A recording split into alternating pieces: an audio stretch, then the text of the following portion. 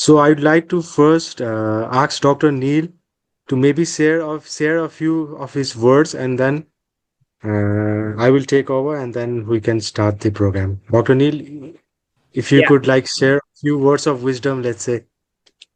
thank you so much. I mean, it's so nice, to basically do this kind of activity where we can learn from anywhere, anytime. And I think we should continue that, first of all. And I'd like to thank Dr. Minas for actually starting this again post-COVID. We had lost a lot of these kind of activity, which is great to do. And we were supposed to have Dr. Minas in our conference in NSID last April, but unfortunately, due to some immigration issue, we couldn't be there. So now to do this and actually one-on-one with all the questions, actually sometimes it's better than in the conference itself. So and welcome, and Dr. Minas, the floor, the floor is back to Aman to introduce him. I think Thank you learning is always possible when there is, when we want to learn. So this is beautiful. I'm here in the morning, you there in the afternoon, Kathmandu is in the evening, and we all learning. It's so nice.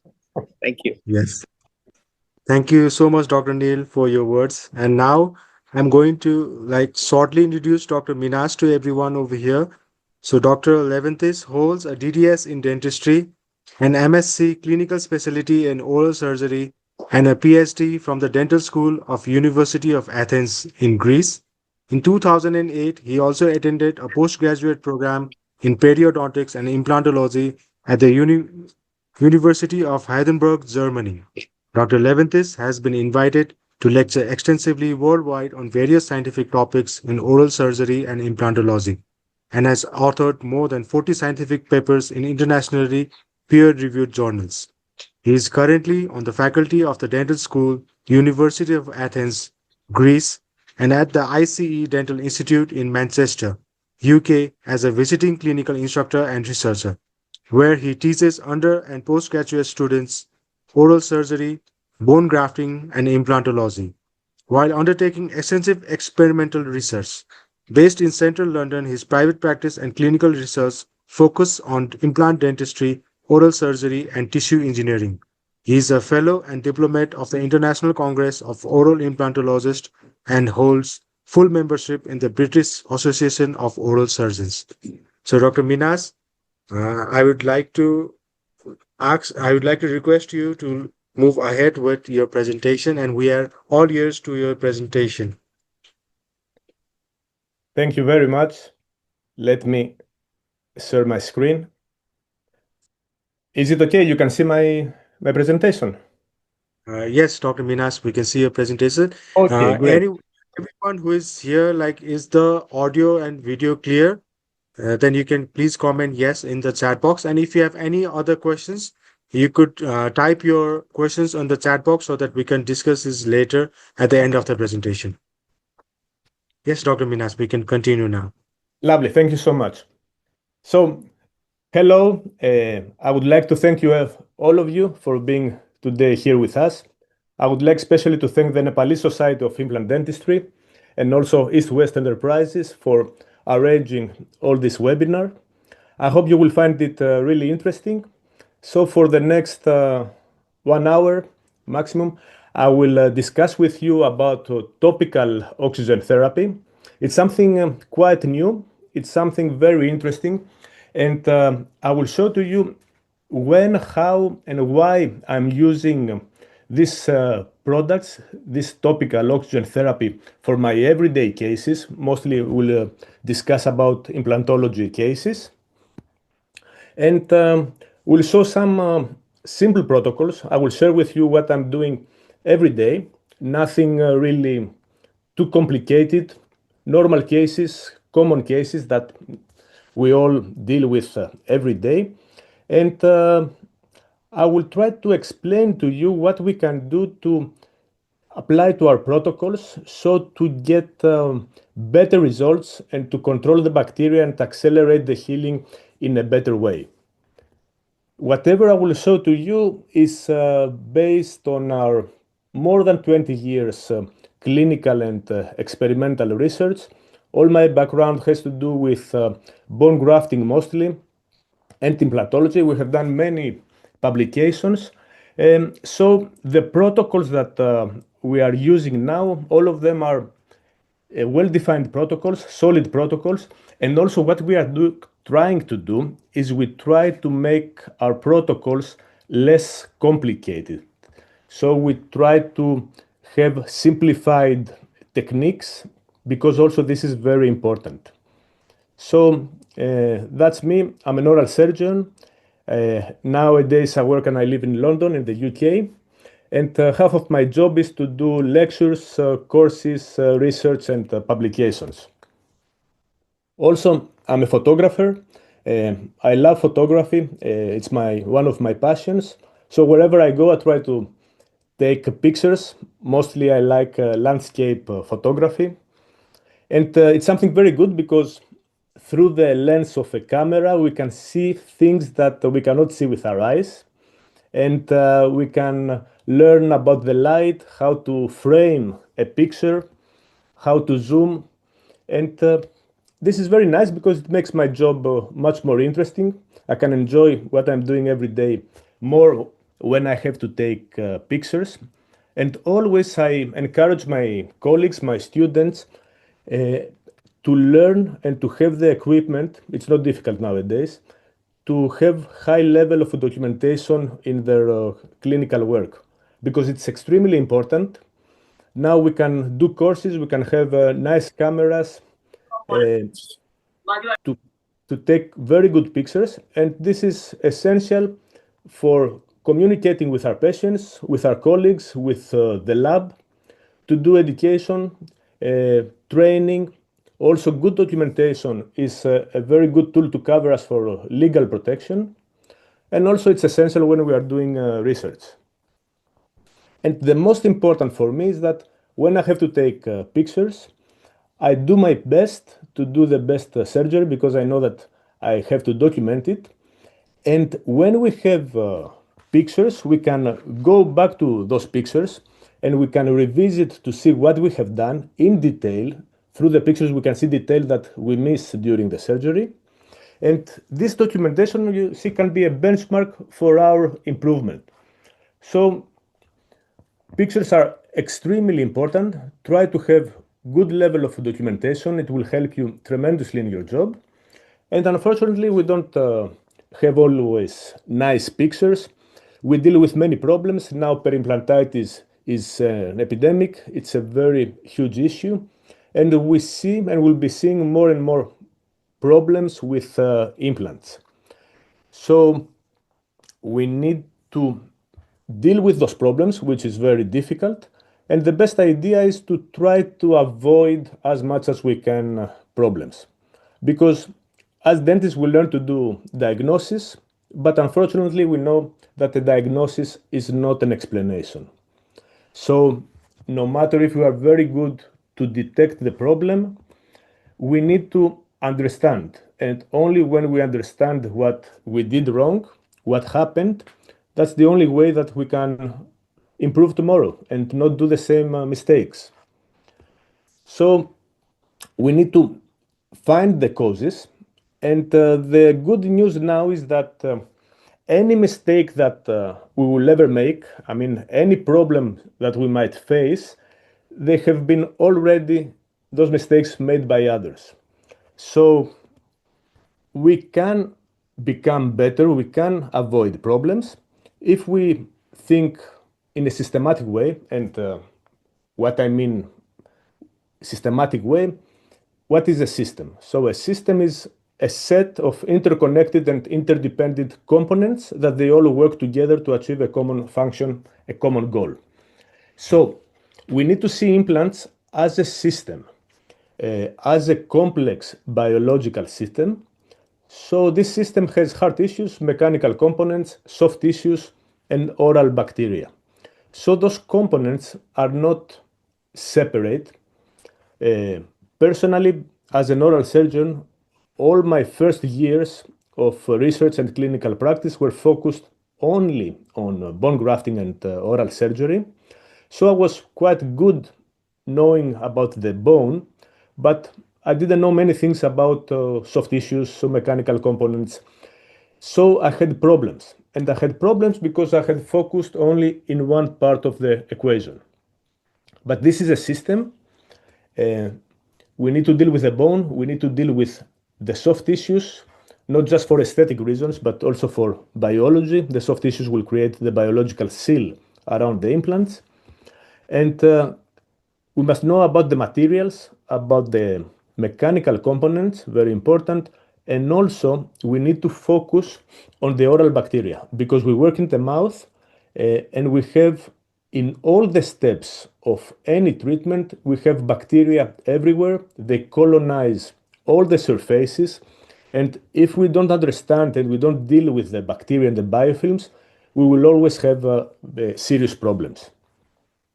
So we can all become better day by day if we know exactly which are the elements, which are the pillars of this anatomical and functional biological system, which is the implant. It's quite simple. These are the essential elements: the positioning of the implant, the interface, the implant-abutment interface, the hard tissues, quality and anatomy, the soft tissues, the anatomy, the profile of the soft tissues, the materials of the surfaces, and last but not least, everything that has to do with the bacteria and the biofilms. So the thing is that all those elements, because it is, as we said, a system, are interconnected and interdependent. So if we have a problem only in one of these elements, then as a domino, we will manifest problems in all the other elements of the implant system, and we will have many problems. So what other happens is that the system of the implant is a part of bigger systems. So the implant is in the stomatognathic system, and all those systems affect each other. So I might have everything perfect about my implant. I might control and execute perfectly all the elements of my implant, but I might miss some problems in the stomatognathic system. An example is if the patient is grinding, or if there is perio issues in around other natural teeth. So the problems from the stomatognathic system will affect the implant. Or both the implant and the stomatognathic system are parts of a bigger system, which is the human body, and this also can affect the mouth and the implants, because let's say if we have a vitamin D deficiency, if we have problems with our immune system and so on, you can see that everything is interconnected, interdependent, and to understand what we are doing, to understand when we have success, to understand when we have problems, we need to think as systems and to think about the implant system, the mouth, and the human body. So this is very important. It's not just theory. It's a clinical reality because we are alone every day in our clinics. We face our patients and we need to do the best to avoid problems. And especially with implants, it's very important because we place an implant and we want to keep the implant in the mouth healthy and functioning for many, many, many years. So where do we start from? I think that the most important elements are the implant positioning and the controlling of the biofilms. And the implant positioning is fundamental. If this is a problem, then everything is a mess. So let's say in a case like this one, you can see that we start with a big problem. We start with not having placed the implant in a correct position. This is unfortunately something very common. And you can see now that all the other steps will be problematic. If we try to restore this implant, we will have a restoration that will not be aesthetic, that the function will be compromised. We might have screw loosening, it might not fit correctly. This restoration will be a food trap, So we'll have bacteria and biofilms accumulating, and this can cause inflammation and periodontitis. Because of the position of the implant, you can see that we have very thin and poor soft tissues buccally. Most probably there's no bone also buccally. So this is a very nice example how only one element, the wrong 3D implant positioning, will manifest problems to all the other pillars of the implant, and our implant therapy will be not good at all. So 3D implant positioning is crucial because it will be connected to the design of the restoration, and we end up with poor implant positioning, we end up with poor restorations that aesthetically are not nice, but most importantly, biologically have problems, functional problems. We are not able to keep them clean, so we collect bacteria. The bacteria do inflammation. Also, they can be overloaded by occlusion, so we end up with periimplantitis, and we end up with problems, and we will face those problems and we'll need to find a solution. So we need to avoid them. And nowadays, we have all the technology, we have all the tools, and my opinion is that we shouldn't do implant cases without a digital workflow and without a surgical guide. The technology now is amazing. In the next few years, we will see things that we cannot imagine. And we can have such a nice digital wax-up, such a nice design of our case beforehand, what will be the restoration, where we will place the implants, what kind of implants, in which position, how deep, where are the anatomical landmarks, will it be safe, will I need some bone grafting, some soft tissue grafting. We can know everything before we touch the patient. So please try to do this as a routine. It's not expensive. The money that we will invest to do a digital workflow and a surgical guide, we will save much more money in the long term because we will avoid complications. So in my practice, I try to have workflows and surgical guides, I would say, for 99% of my cases. So implant positioning, we see how important it is, and let's discuss about the oral biofilms. So we need to get rid of bacteria, and we need to control the bacteria. A first step always for our implant treatments, most of the times, is the extraction.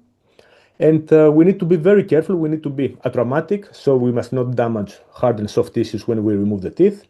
Sometimes it's easy, sometimes it's not that easy.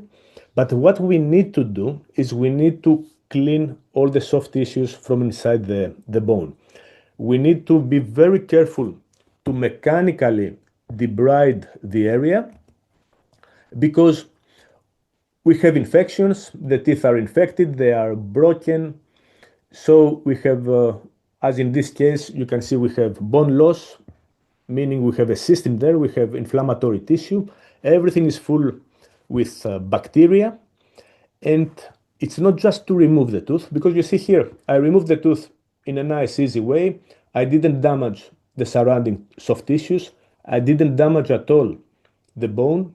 So it's a very good extraction, and my aim of the extraction, not to damage the tissues because I will need those tissues later, is accomplished. But if I don't clean it, I will have a failure. Because see the difference, on the left picture, it might look clean, but it's full of inflammatory, infected soft tissues. So we need to have a very good suction and very good light to control the bleeding, to see inside where is the infected tissue. In many cases, when we manage to preserve this septal bone or buccally, there's lots of soft tissue. So we have to spend time and to be very thorough to remove all this, because removing the tissues, the soft tissues, we remove bacteria and we remove the soft tissues. Because if we don't remove the soft tissue, the infected soft tissue, and we place a bone graft or we place our implant, then this soft tissue will be a pool of bacteria, and also it will proliferate the soft tissue into our bone graft around our implant, and then we will have a failure. So that's why mechanical debridement is extremely important.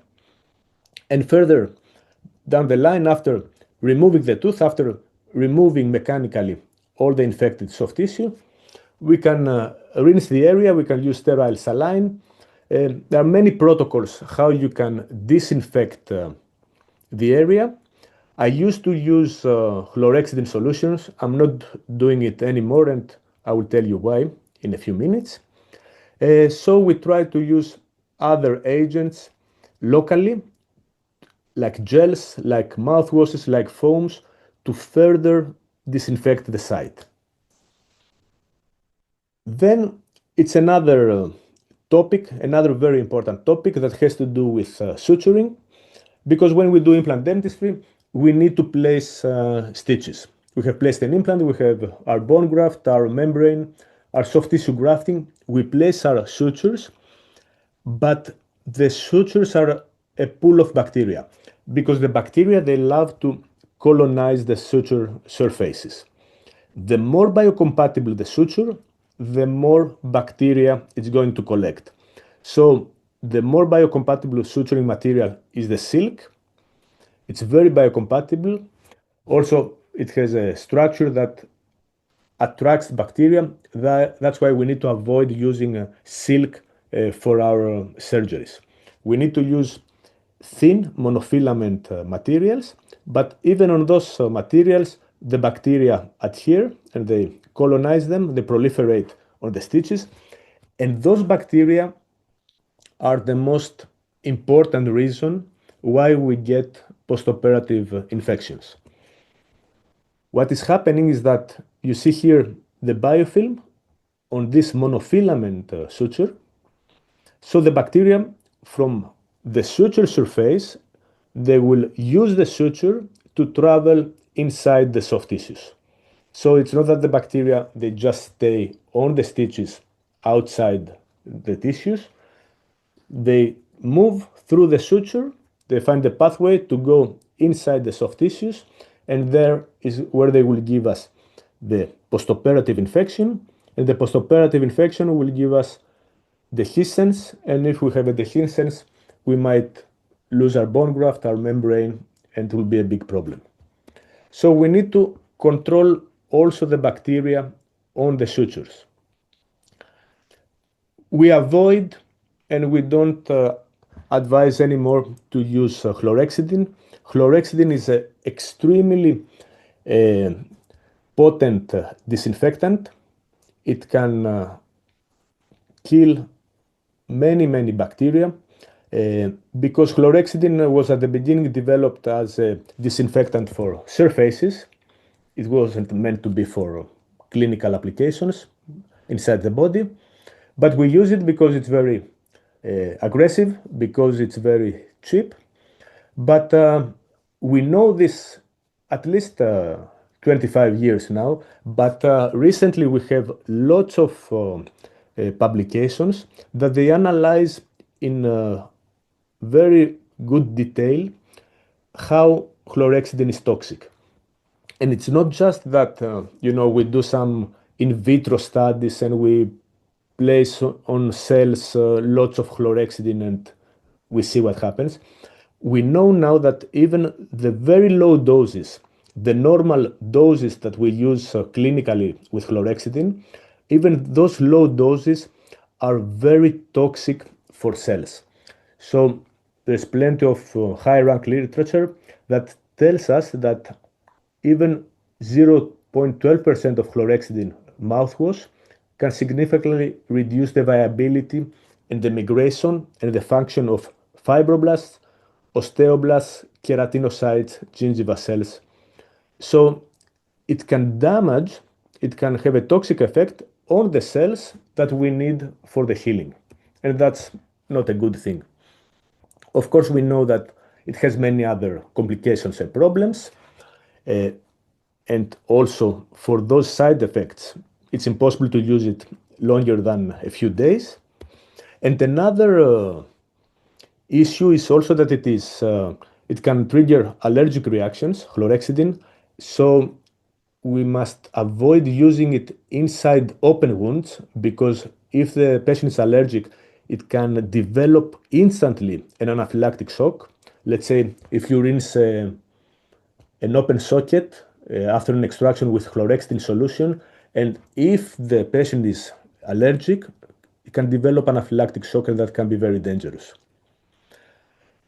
And last but not least, because chlorhexidine is so aggressive, it is damaging the normal flora, the normal bacteria of the mouth, and the mouth is connected also to the gut. So if we damage the bacteria of the mouth, we damage also the normal bacteria of the gut. And all those bacteria are very important because in different ways they regulate the cardiovascular system and other systems of the body. We need those bacteria in our mouth and in our gut. But if a patient is using for a week a chlorhexidine mouthwash, or if we give them a chlorhexidine gel and they apply the gel constantly every day, they will damage the bacteria. And this is proven through research, and this can have systemic effects. So let's say if the patient has high blood pressure and we give them a strong chlorhexidine mouthwash, then the blood pressure is shown that it will go even higher up, it will be deregulated, because we damage the bacteria of the mouth and the gut. So chlorhexidine can be toxic, can have local problems, can also give us systemic problems. So we try to avoid it, and we try to research, develop, and use other solutions. What we are doing now, instead of chlorhexidine, we are using this, as we call it, topical oxygen therapy, that is based on the use of oxygen and lactoferrin. So the products we are using now, they contain zero chlorhexidine. Instead, they have a very mild chemical synthesis, and this is releasing very low, very safe amounts of oxygen and lactoferrin locally to the tissues. So this has two benefits. One way, it is controlling only the pathogenic bacteria. It cannot affect the good bacteria that we need them. And in parallel, it is improving, it is enhancing the healing mostly of the soft tissues. How this happens, it's basic knowledge. We need oxygen. If we deliver oxygen also locally, it's very important because we have a wound, we have cells, we have an area that needs oxygen for the metabolic activity to do the healing.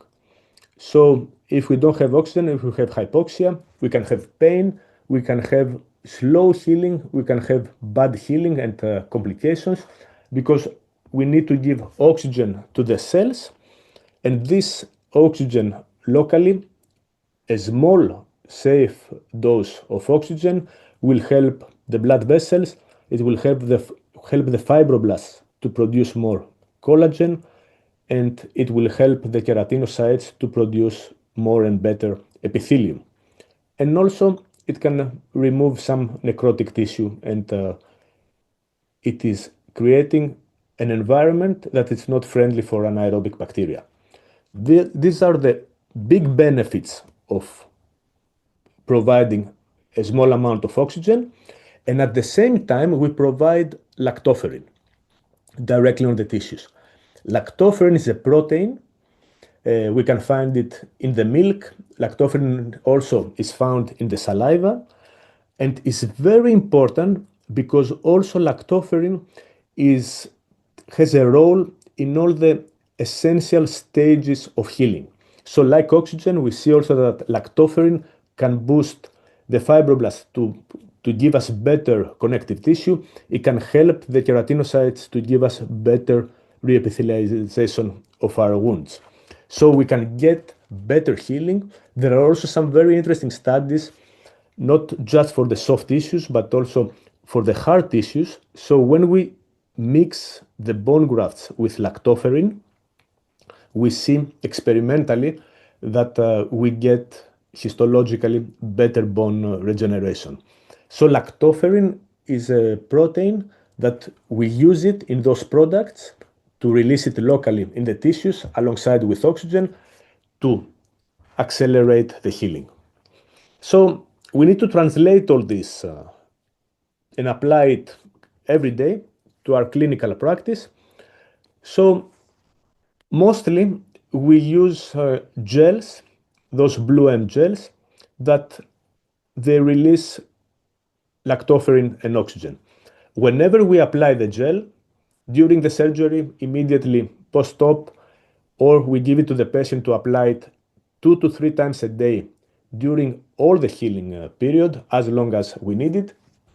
This gel, for a few minutes, up to 10 minutes after the application, it is releasing oxygen and lactoferrin directly on the wound.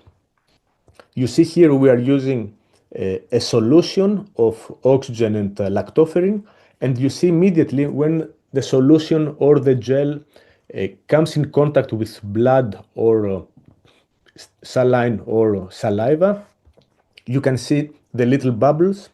So instantly it is releasing this small safe dose of oxygen and lactoferrin, and this happens up to 10 minutes. So there's no point, let's say, to keep the gel on the tissues for longer than 10 minutes because nothing will happen. And that's why also it's safe, and that's why we can use it 2 to 3 times a day for as many days as needed. Also, there is a foam. We can have the same effect using a foam in cases that it's not very easy to apply the gel or the solution. So let's see a case, an everyday case. This is a mandibular first molar, a very common scenario. It has an old root canal treatment, then it has a post and a crown, and suddenly something happens. The patient bites something on this crown, or we have grinding, and at one point a crack is developed, and through this crack the bacteria, they get inside the bone. The patient delays it, and when suddenly we have this flare-up, we see that we have bone loss, we have a cyst around the roots, so we have lots of bacteria, we don't have enough bone. Clinically, we can see this big abscess, this swelling there. So we need to establish some protocols. So my most important advice is to deal all your cases having solid protocols. So we need to know A to Z how we will try to address such a case. We need to know what we will do at every step so we don't have surprises and we can plan the treatment. So we start with the extraction. That's the first point, and we need to be good with extractions because many times extractions are difficult, and also I see many clinicians that they rush to go to implants, but they are not very skilled in doing more difficult extractions, and that can give problems. So we need to be good with the extractions, but even if we are good with extractions, like in this case, the extractions can be a bit messy, can be difficult. So here, although we had quite bone loss, it was difficult to remove the mesial root. It was somewhere ankylosed. It broke down in many pieces. So when I finally managed to remove both roots, you can see that the soft tissues were quite thin and damaged. There is no septal bone at all. There is the buccal bone mesially is missing. So, of course, in such a case, there is no way that we can place an immediate implant because there's no bone, just a big hole there. So the first step is to remove the tooth, finally, to clean. So I need to make this dry. I need to take my sharp curettes and clean the bone because I had to remove all the cysts, all the soft tissues from all around the bone defect. Then what I'm doing is I apply the gel for 5 minutes, and on top I place a gauze, so I tell the patient to bite down and to take a break for 3 to 5 minutes. So during this time, the gel stays inside the bone, it's hydrating the bone. It has some mild first anti-inflammatory effect. The oxygen and the lactoferrin that will be released for those 5 minutes in the bone defect will help a bit to remove some necrotic tissue, and they will give some nice elements for the bone and the blood clot there that it will start developing. So my protocol is to try to do a good extraction if possible, to clean the soft tissues and to apply the gel for 5 minutes. And then the first thing after that we need to think about is how this will feel with hard tissues. Because we know very well that if we have no septal bone, if we have a difficult extraction like this one, if the buccal bone is thin and damaged, then we will get lots of atrophy during the next weeks. And the best way to limit this is to do a kind of alveolar ridge preservation. This is very well documented, and you can have your well-defined protocols how you like to do socket grafting. Many different materials, many different techniques. This is a totally different topic, but in such cases, we need to do socket grafting to limit the resorption of the area and to create a good structure, a good foundation of hard tissue, of bone there to place our implant after a few weeks. So here I used a bone grafting material in order to achieve this. I will not focus now on the bone grafting materials, but where I want to focus is on the soft tissues. So when we do socket grafting, it's highly advisable not to get primary closure. What I want to say is that in such cases, I don't want to make a bigger flap. I don't want to cut the periosteum and pull and advance this flap to cover my grafted area, because this will give me only problems. You might say that, yes, but if you do the flap and you advance it and you cover the graft, then the graft will be much more protected, or maybe you'll get even better bone. But what is going to happen if I do this is that I will move all the buccal keratinized tissues from the buccal aspect on the top of the ridge, so I will lose the keratinized tissues from the buccal area. And not only I will lose the buccal keratinized soft tissues, also I will disturb the vestibule buccally, because I will move all this flap, and by moving the flap, I lose the keratinized tissues and I move the vestibule higher up. So that's why we need to favor open healing, secondary intention healing. So we need to have some techniques how to protect the graft without having to cut the periosteum and coronally advance a flap. We can use some surgical dressings. We can use acrylic soft tissue glue. We can use ORA aid or a provisional restoration to cover the grafted area, but it's not a good idea to pull a big flap to cover it. So we like open healing, and it's not just grafted sockets. In implantology, there are many different clinical scenarios when we need open healing.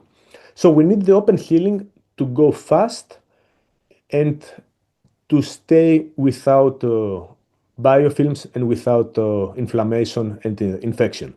So with open healing, we allow the body with the fibroblast to create a layer of connective tissue over the graft, and then the keratinocytes to create layers of epithelium that will proliferate over the connective tissue to close the area, and that will give us, as we can see here, new keratinized tissues on top of the area. So we preserve the keratinized tissues buccally because we don't touch them, and we allow the body to create new keratinized tissues over the bone graft. This is the cascade of clinical events. So in this clinical study, we have documented the open healing. We have documented how we have secondary intention healing day by day. The white numbers indicate the postoperative day. So this is an upper molar that was grafted with a grafting material, and I placed a collagen fleece on top. You can see it on the top left. And I just placed crisscross suturing. And then we have documentation to see what happens. And what is happening is that when we have a stable grafting material, most grafting materials are biocompatible, then the healing will happen over the grafting material. So what happens, as I mentioned before, and as you can see here, you can see after 2 weeks, 19 days, you see how we have a layer of connective tissue. So we might have a fibrin network at the beginning with the fluids from the wound, and then this fibrin network, with the help of the fibroblasts, will cover the graft with a layer of connective tissue. And you can see here clearly, 21 day, the connective tissue that is covering the bone graft. So the bone graft stays in place and is covered with connective tissue. And when I have the connective tissue, then the keratinocytes from the periphery start working, and you see how they create, the keratinocytes from the periphery, new epithelium. The epithelium travels on the connective tissue, and further down the line, after a few days and weeks, the keratinocytes will cover with newly formed keratinized epithelium the area. And then that's all. We have new soft tissues on top, and inside the bone graft has created new hard tissue, and we can place the implant. So we need this. That's the concept. We need this to work with no complications, and we need to control the bacteria. If we control the bacteria, especially during the first stages of open healing, we will avoid infection, because infection can open more the wound and can throw away the bone graft or the membrane, whatever we have used. So we need to control the bacteria, and at the same time, we need to give food to the fibroblasts and to the keratinocytes to make this connective tissue and this epithelium even better and even faster. That's why I use the gel, which is releasing oxygen and lactoferrin, and I give the gel to the patient, and I tell the patient, you will apply this gel 2 to 3 times a day over the wound. You will leave it there till it will dissolve in your mouth. It's absolutely safe. So the oxygen and the lactoferrin every day for as long as this will need to heal will give me a beneficial effect by controlling the bacteria and by improving the healing. We see this clinically.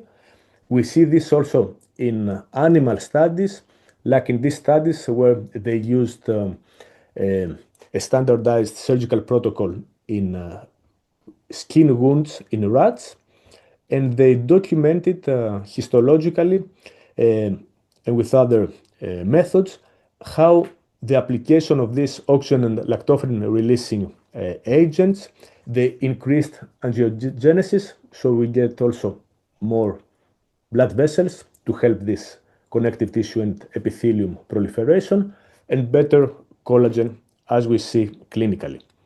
Also, there are in vitro studies.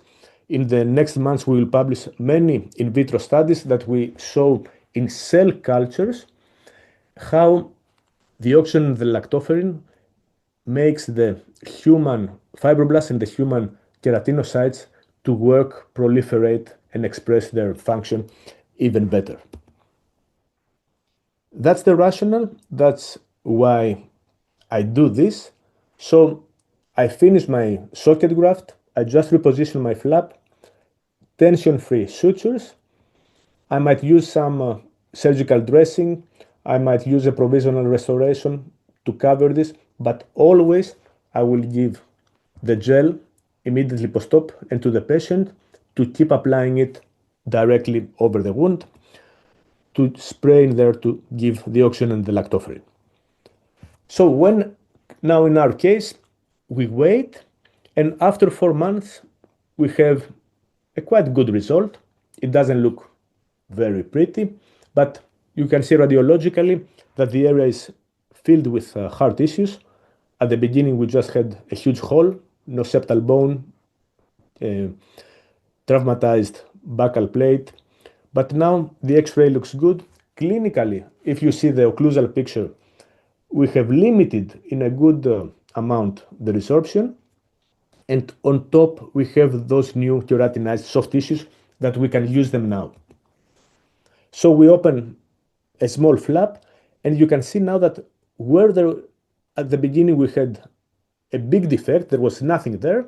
Now the bone graft and our technique, whatever works in your hands, will give us new hard tissue because we have uncomplicated healing. So we can use this hard tissue now that we created and the new soft tissues on top to make our workflow, use a guide to design exactly and to place the implant exactly in a safe position, because we need to know where is the nerve, but also most importantly to place the implant at the correct 3D prosthetically driven and biological position. So we can place the implant correctly, and correct position means also correct depth. It's not just mesiodistally or baccolingually. We need to think how deep we'll place our implants. And when we are talking about bone level implants, we need to know how deep the bone level implant has to go. It's just something that we measure it on the X-ray, something that clinically we estimate by looking at it. What I have learned and what I try to apply as a very simple but effective basic rule is I want to have a vertical distance of 4 millimeter minimum from the platform of my bone level implant up to the zenith of the soft tissues. So what I'm doing is I have my soft tissues lingually. I reposition, after placing the implant, the soft tissues buccally from the flap, and then I place a caliper or a probe, and I measure vertically from the platform of the implant to the zenith of the soft tissues, and I need to have at least 4 millimeters, because as we are going to see, those 4 millimeters are the minimum of vertical space that we need for the soft tissues to create a correct biological width, a correct emergence profile. If we don't place the implant deep enough to get those 4 millimeters, then we will get some bone remodeling around the crestal level of the implant. So the body will find, by removing bone crestally of the implant, those 4 millimeters for the biological width. So now that we remove the tooth, that we control the bacteria, that we use the bone graft to create bone to place the implant at the correct position, now we need to think about the other element of the system, about the soft tissues. One extremely good idea that we can apply is to use anatomical abutments. So instead of using just a small stock abutment, it's very easy now to fabricate church-side or to design them beforehand, CAD/CAM, and mill them. Anatomical abutments, these are customized abutments, meaning that for each side, for each case, we make a specific healing abutment that has a specific anatomy. Anatomy at the cervical level and anatomy at the emerging through the tissues profile. This this is a customized anatomical abutment. I use the cervical system, and I create those abutments chair side in just 10 minutes with composite. And composite is a very biocompatible material, and when it's highly polished, Also, it allows the soft tissues to attach on the composite. So this anatomical abutment is going to do two things for me. One is that it will push a bit backally, it will augment a bit backally the soft tissues. You see, as I place my flap now around the abutment, so it's pushing the soft tissues, and at the same time, the anatomy of the abutment is guiding the healing of the soft tissues to give me the best conditioning of the soft tissues. So I just fit the abutment on the implant, I just reposition the soft tissues, and what else I'm doing is always when I fit something onto my implant platform, I place a small amount of this 𝘁𝗻 oxygen and lactoferrin releasing gel. We do this because each time we disconnect and we connect a prosthetic component, we make a small mechanical disruption of the mucosal barrier because the epithelium gets connected to those abutments. So when we remove it, there is a small trauma to the soft tissues. We have saliva and bacteria getting into the platform. That's why before I will fit this, I will fit it having a small amount of this gel for disinfection locally and also to go in the soft tissues and help the soft tissues to repair and heal much faster. I will not use 𝘁𝗿𝗄𝗃 at all. I prefer to just rinse it and place the abutment than using 𝘁𝗁𝗄𝗃 because it's so toxic that it will damage again the soft tissues, and because it will damage the soft tissues, it prohibits the soft tissues to adhere to the surface of my abutment. And this is shown with in vitro studies. We see this also clinically. It's like glazing an abutment. 𝘁𝗁𝗄𝗃 doesn't, you can see here, doesn't allow cell adhesion on the surface. So don't use, please, 𝘁𝗁𝗄𝗃, use something else.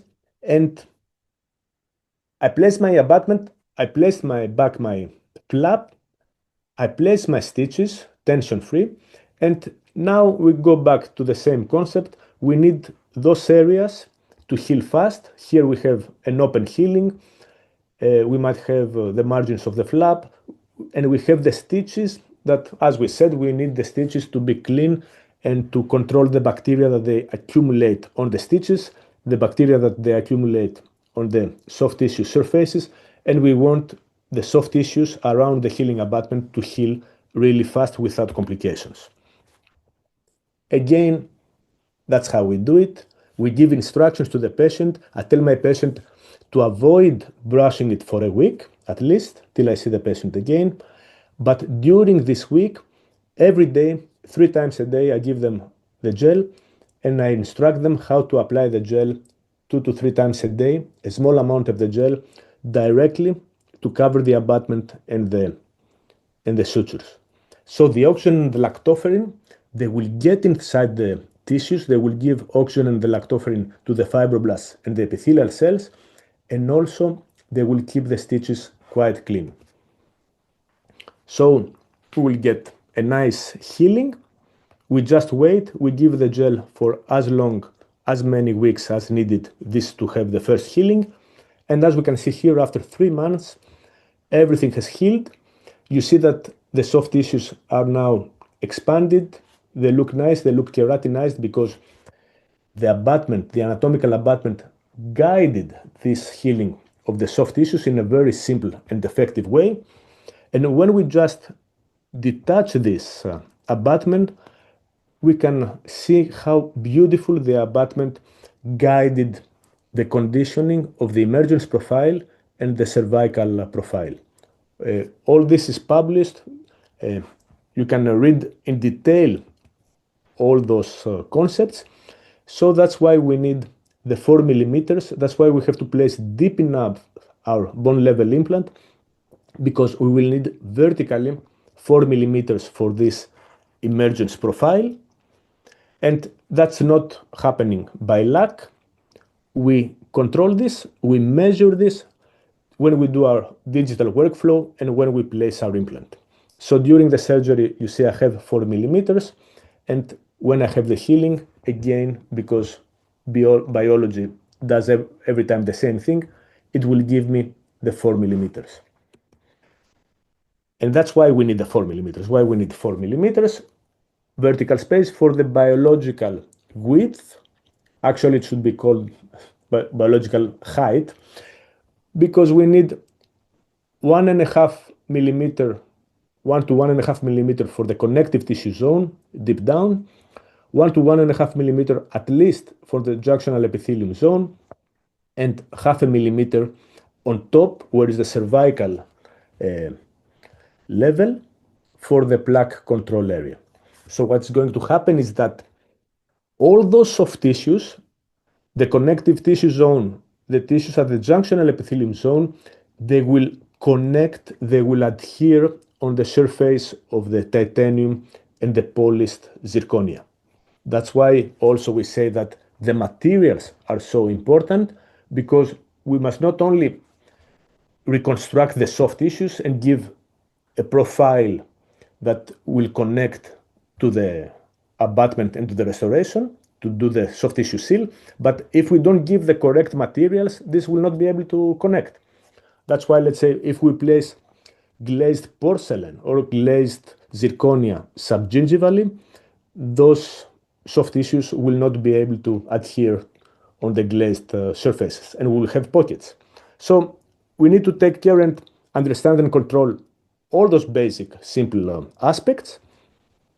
And now you see that because we placed the implant, because we controlled the soft tissue profiling, now everything is ready, and the lab will just follow and copy the anatomy that we created. And by copying the correct anatomy, we will have a crown that fulfills all the aesthetic, functional, and biological requirements.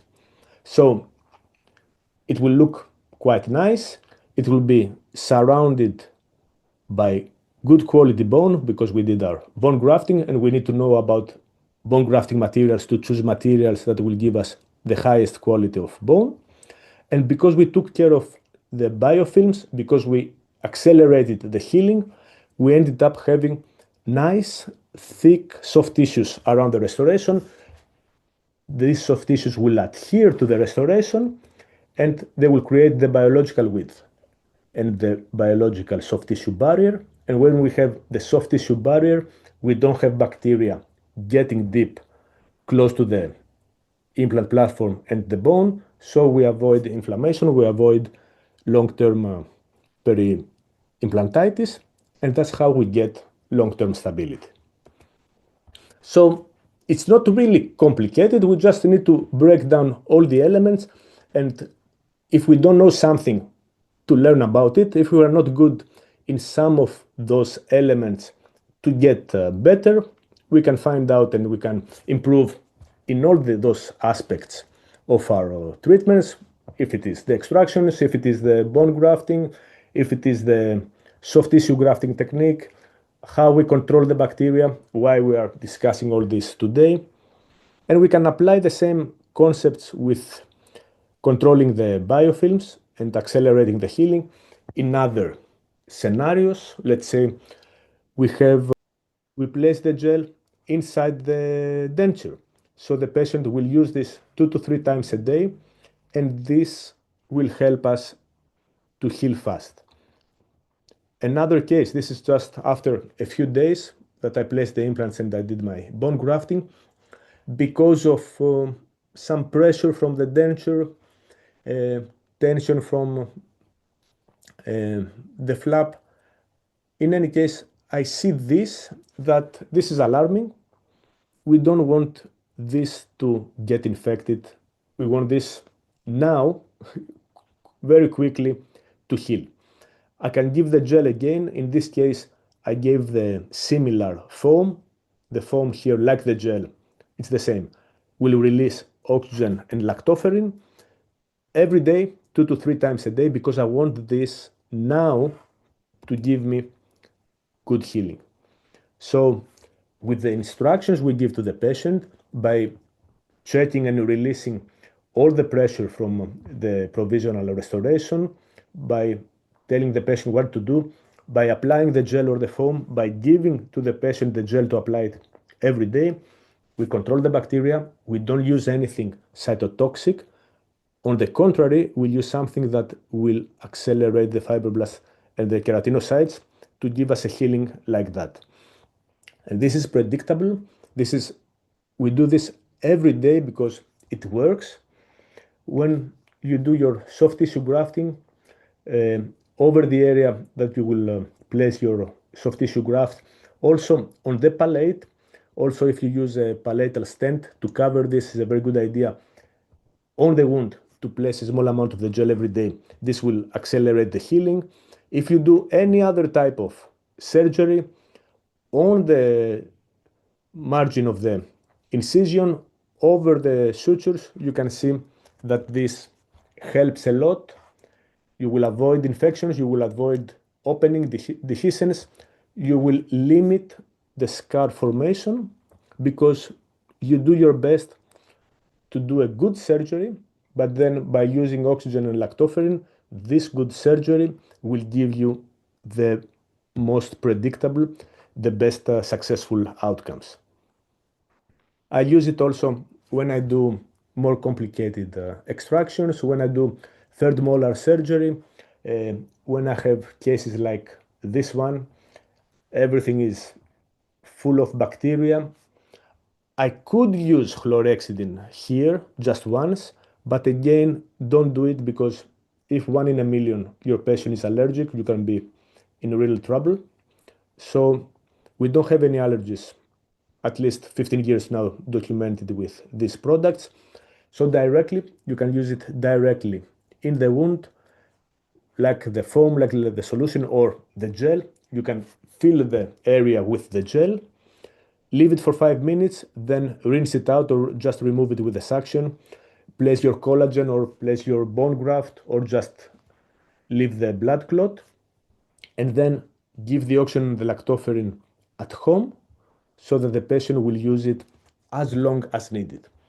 The foam also is very helpful because many of my patients, they have mouth night guards, they have Invisalign, they have retainers.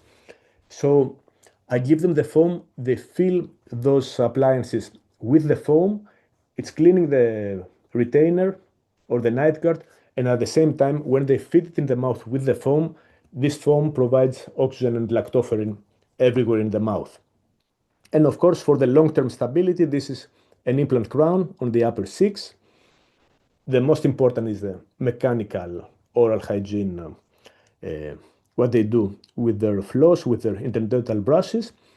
But if we see that somewhere we have some bleeding, we need to help the oral hygiene measures a bit better, or we just want to be sure that everything stays as healthy as possible, we can give also the gel or the foam or the solution. So every day they can apply it to maintain the best hygiene around our implant restorations. So my message is that we need protocols. As I tried to show to you, in most of my everyday cases from A to Z, I have decided, I have concluded for my hands which are the protocols that work in my hands, and I try every time to do the same things on and on again. It might get boring at the end, but doing the same steps from A to Z, I get consistency. And by getting consistency, I get a good high level of results. So everything is published. This is a paper, it's open access. We can send it to you.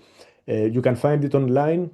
You can download it for free. It's an open access journal where we have explained everything, whatever I tried to tell to you today in 1 hour. You can read in detail in this paper. There are many other published papers, how you can use this gel in periodontology, how you can see evidence, how it can help perio patients to give you better clinical results. You can use it in other scenarios. There are publications about osteonecrosis, how those products, those elements can help the healing after cases of osteonecrosis or after cases of very poor healing or ulcerations or other pathological conditions where you want to accelerate the healing. So we need to understand those fundamental principles of good implantology. No one became a good implantologist by luck. All the good clinicians, they understand and they take care of all those little steps. We need to control the bacteria in all the phases of the treatment. Otherwise, the mouth is full of bacteria. They will give us sometime a problem. Learn to do good extractions. Always have workflows, digital workflows, surgical guides. Regenerate good quality of bone where you place your implants. And also, we need to take care also of the soft tissues. These are the steps. These are the keys for good implantology. About topical oxygen therapy, something that it's a very good idea to try it, to see it in your hands with your eyes. What are the benefits using oxygen and lactoferrin to control the bacteria and accelerate the healing? It's not toxic at all. It has no side effects. You can use it, the patients can use it as long as needed. And in any phase of the treatment, you can use them before the treatments to improve the hygiene conditions in the mouth. You want to use it during the surgery, immediately post-op. In the long term, you can find ways in your protocols, in your way you are working, how you can take the advantages of the oxygen and the lactoferrin. So I would like to thank you very much. This is my email. If you have any question about your cases, you can drop me an email. You can also find me on Facebook. I post regularly many of the cases. With 𝘁𝗶𝗴, we have also a Facebook community. You can find us there. And I would like to thank you very much for your attention. Thank you.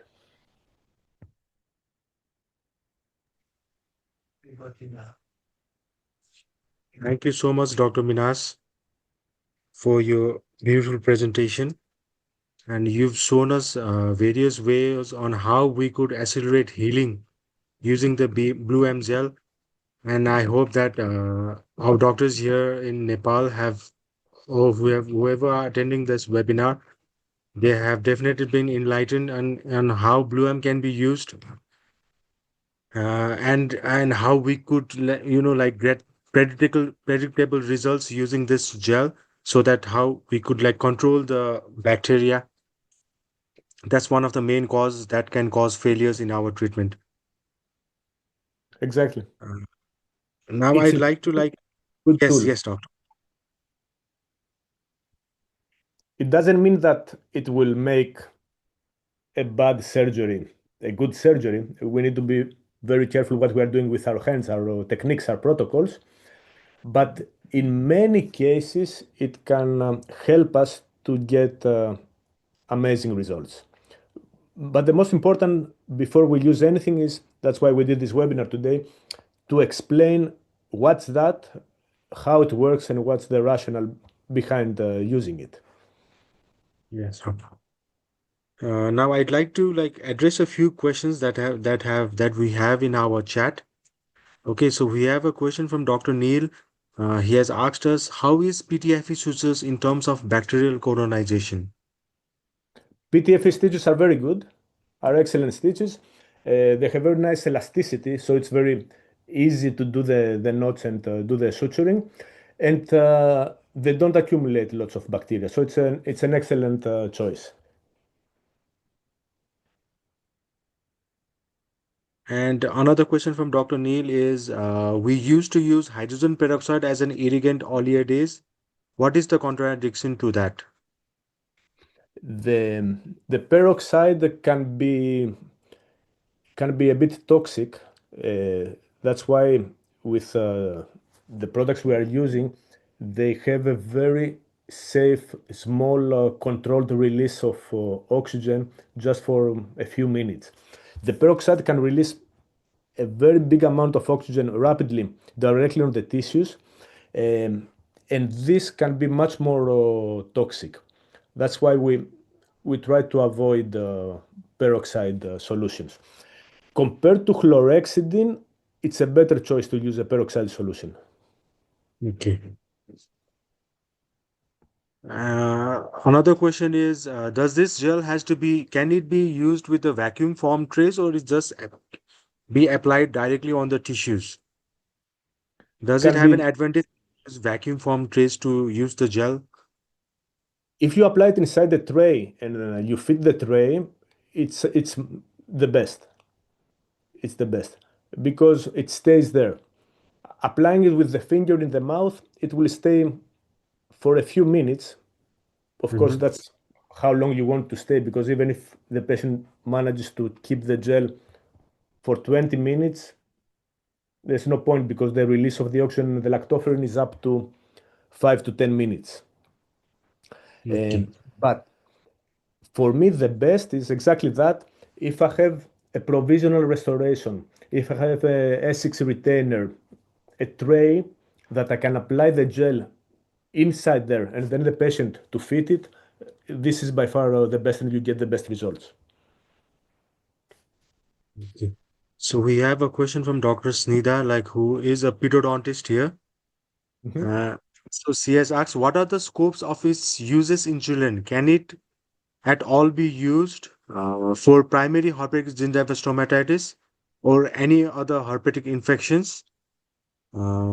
Because most of the bacterial infections were discussed in this. In, it's absolutely safe for children. In any case, we want to reduce inflammation. We want to reduce pain.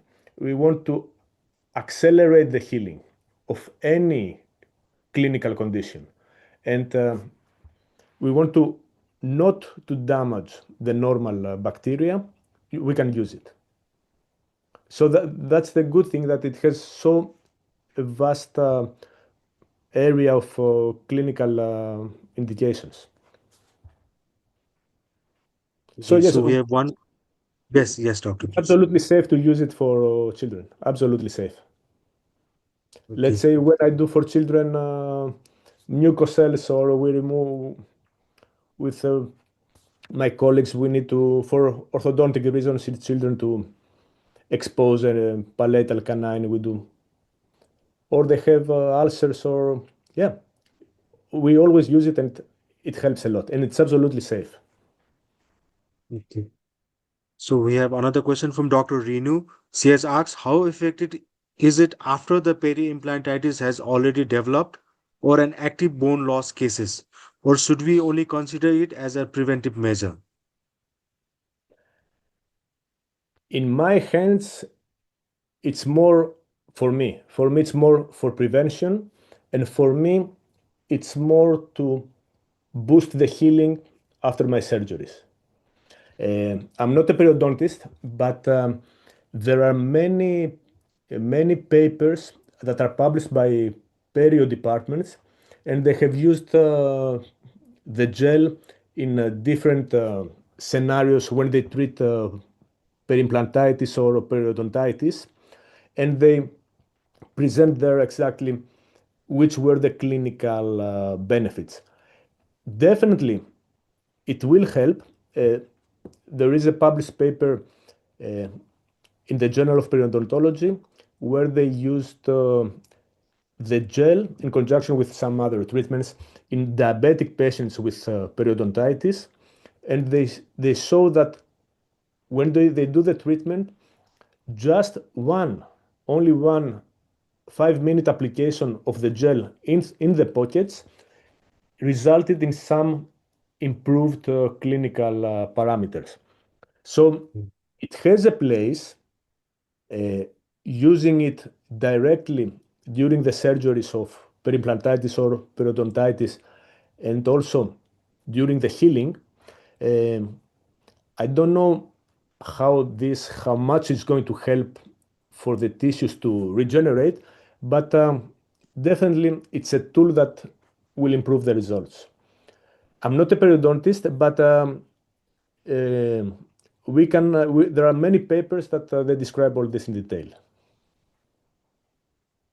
I can send you Okay. all the papers. Yes, doctor. We could definitely then forward those papers to our doctors here. And Dr. Khalid has thank you and our organizers here for this webinar. So My pleasure. he's viewing this webinar from Morocco, I guess. Ah, yes, of course. My friend Khalid, yeah. My kiss is So to are, yes, so are there, if there are any more questions addressed to Dr. Minas, you could address your questions in the chat.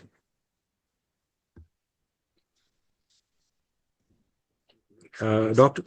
Dr. Minas, like if you could highlight a few other applications for 𝘁𝗻, apart from implantology, are there, if you could address a few other applications for 𝘁𝗻, just like you said that it could be used on the herpetic condition and the ulcerations as well, and the periodontal pockets. Are there any other specific a very practical applications? application that I see every day is when I see patients that they have old restorations, implant restorations or normal restorations, that because it's a bit difficult for them to clean it, always they have some long-standing inflammation. They tell me, yes, I try to keep it clean, but always it's bleeding.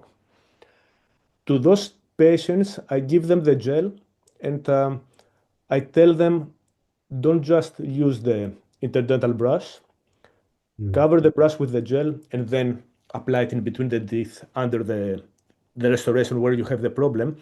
And all of them, they come back after a few weeks and they say, yes, this helps a lot.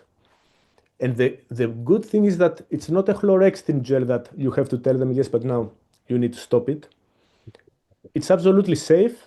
It only helps, has no side effects, so they can continue, have it aside, and they can continue using them when they feel that there is a problem under their restorations.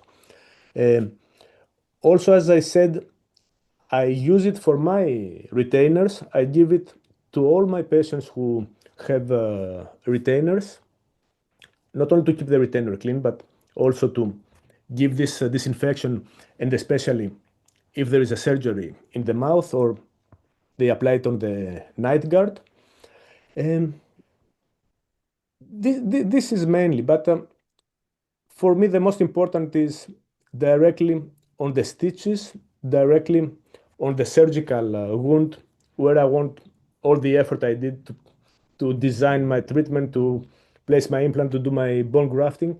I want this to give me the best healing. You need to try it. You will see immediately the feedback you will get from the patient. I believe that you will get the same feedback like what I take. Yes, doctor. So we have been getting a lot of positive feedbacks here from the doctors and the patients who have used the gel. And definitely more of our doctors are definitely like they're excited to use the gel, I guess. Dr. Neil has one more question. Are there any split mouth design study? So he has There are, asked this yes, question. there are studies. I will give you the link where you can find all these studies together. There are some period studies, and you can read them. But I will provide you with the link. So at the website there is a link where all the studies are placed together, or I can get the papers and find the PDFs and we can send everything to you. We have a question from Dr. Prabhat, who is a prosthodontist. He has asked, can we use the gel in the implant connection and will it affect the torque in the implants or cause loosening? We use it. I use it always when I place my abutments and my healing abutments and my temporary crowns. But it's also safe if you use a very small amount when you fit your final restoration. Yes, exactly. The fear is that it might affect the torque or it might give you more screw loosening. it doesn't really happen because it doesn't contain the gel any oils. The problem is that other gels, they have some oils inside. And I think I have read 1 or 2 studies that they say that if you apply the gel, you get more screw loosening. But we don't see it. It doesn't contain any oils. Of course, it has to do with the connection. But my suggestion is that it's safe to place also for the final restoration and a tiny amount of gel. I don't think that you will get more screw loosening. Okay. And we have a question from Dr. Onis. He has asked, any absolute contraindication or complications reported so far? That's a very good question. We haven't, to be honest, we haven't seen any complications. We haven't seen any allergy 15 years now. And anytime some clinicians, they said, yes, I had a problem, most of the times it was related to something else. It's so gentle, and that's why it's aiming in releasing very small safe amounts of the oxygen and the lactoferrin, and you will see no problems. Okay. That's why also it's safe, and we give it also in cancer patients that they have big problems with mucositis and everything is very sensitive. Also, it can help. But no, for the moment, touch wood, we haven't seen any problems. Is it FDA or CE approved? I don't know this, but it has all the approvals because it's all over the world. I think the company can give all the details. I'm not familiar. Sure. But Sure. considering that it is worldwide, I think it has all the approvals. Absolutely. Thank you so much, doctor, for your valuable time. And I would like to also thank all of our participants who, like in Nepal, it's already 9:30 in the evening, and they all have been very patient and listening to you. And Dr. Neil, he's there early in the morning.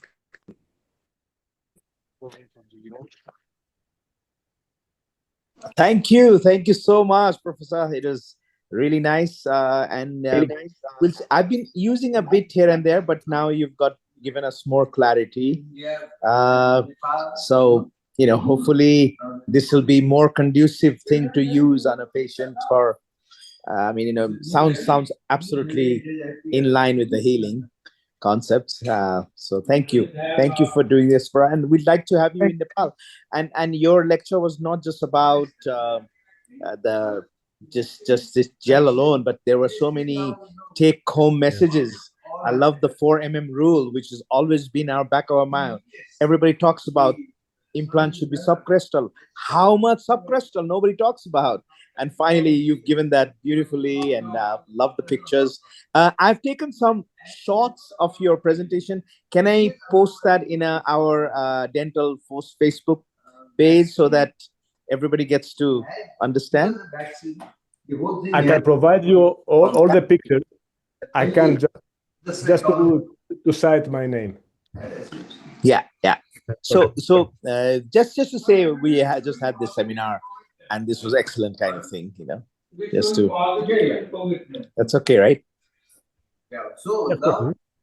Thank you. Thank you so much. Thanks. Have a great day. You too. And good night to all the Nepalese folks out there. Yes. Thank you all for your participation. Good night, and thank you all. Good night to all. Thank you. Thank you. Good night.